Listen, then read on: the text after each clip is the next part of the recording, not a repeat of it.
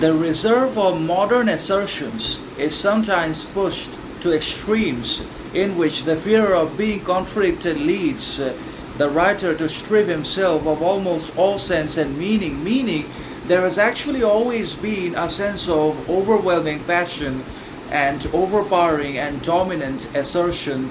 and reason and influence, particularly in the modern world, because we're obsessed and possessive not only about the achievement that belong to the external world and obviously societal accomplishments and validation, attention, approval as well, but we're also always trying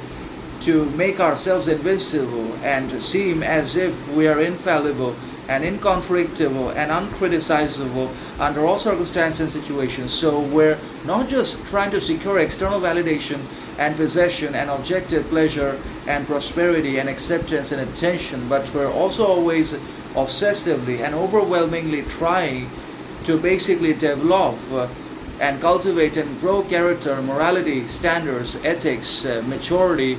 and sovereignty and distinction that just cannot be criticized, condemned, violated, corrupted, or bypassed by anyone or anything in the world or from external societies and outside environments and malicious influences as well. So basically, we're always trying to develop an irrefutable and uncriticizable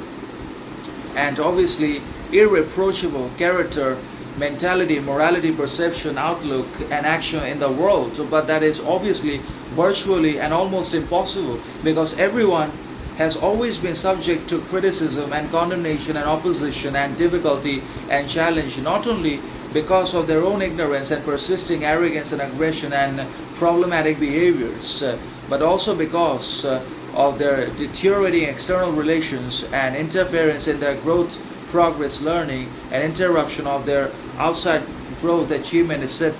So we are always going to be criticized and condemned by external people and societies and cultures and governments. So no matter how accurate, wise, intelligent, knowledgeable, authentic, truthful, or moral we become, because we are never really what we say ourselves to be. We can never actually become what we think and what we visualize ourselves to become, and we are very much prey to criticism because we are criticized, because we are never perfect, we are never omnipotent or omniscient. We can never be in possession of all knowledge, wisdom, morality, and people in the world because there is always going to be something that we don't know about. And that means we are imperfect,